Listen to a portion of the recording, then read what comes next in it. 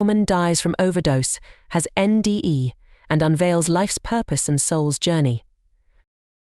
I'm begging in a chaotic and terrified way, while his presence remains calm and steady.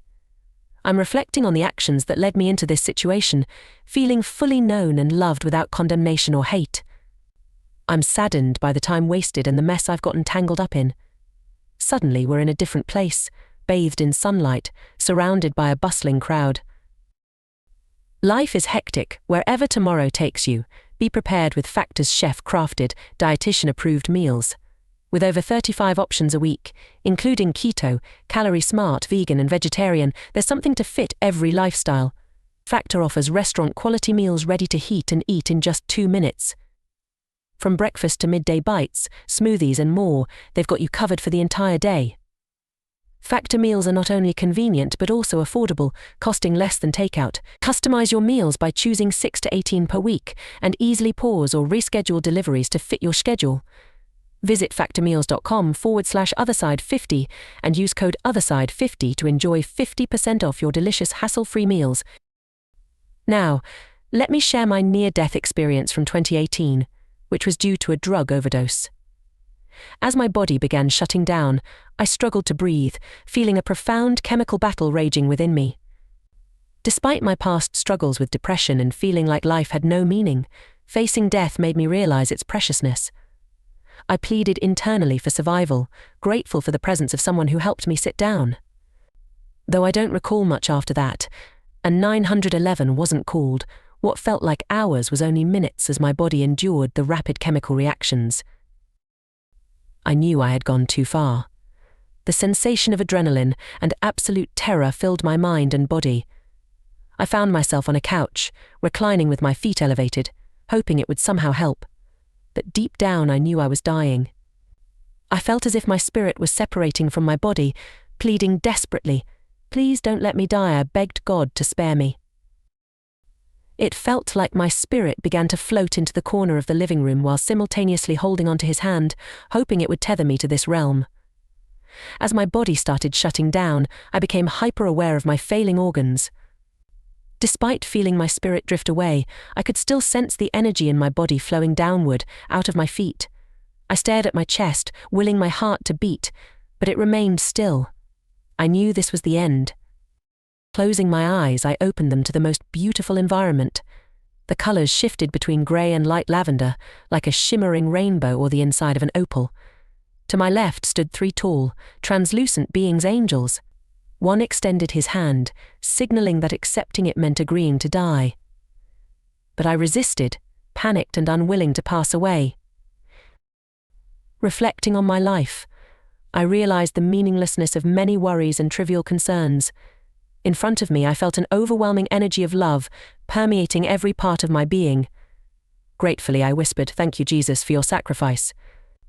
As I experienced an intense, electrifying presence, like being shocked without pain, yet feeling the current coursing through me. This immense presence made me keenly aware of my smallness and fragility. In my desperation, I pleaded with this male presence, which I somehow knew to be the Father, "Please, don't let me die." I'm talking to him about my children, especially my youngest. Thoughts of my older kids swirl in my mind. I hope they'll be okay. I feel immense remorse for messing up so badly, knowing my youngest might not even remember me. I'm begging, chaotic and terrified, while his presence remains calm and steady. I reflect on the choices that led me here, feeling fully known and loved. There's no condemnation or hate, just sadness for wasting time and getting tangled up in this mess.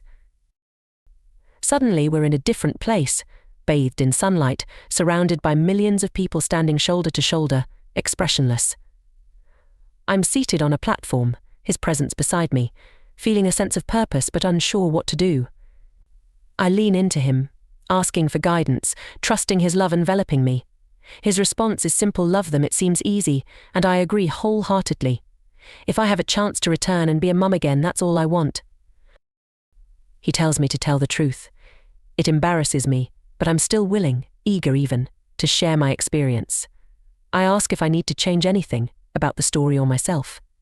His answer is nothing, implying that change will come through him. I accept this, understanding that telling the truth is the path to healing. Looking at the faces around me, I see unity. His love extends to everyone equally, no one is favored over another. So I asked, "Where do I learn everything?" He replied, "It's already within you in an instant." We were back in the beautiful environment. I felt happy, knowing I was returning. Though he didn't explicitly say it, I just knew I was coming back. Grateful and joyful, I felt pulled into his spirit, becoming one with love itself. It was like an atomic exchange. Next thing I knew, I was examining my hand, translucent yet tangible. I realized I was a three-part being: spirit, soul, and body. Understanding flooded me about the significance of this realization.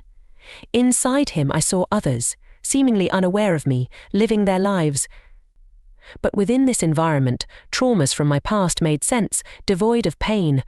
I felt completely healed and whole, surrounded by an atmosphere saturated with love. Then I was sent back into my body, gasping for air, alive and ecstatic. I began proclaiming, "The answer is love. Jesus is real." The person I was with looked horrified. Suddenly I felt intense heat inside me, not harmful but scorching. I trembled, unsure of its meaning. When I tried to speak, unfamiliar words poured out.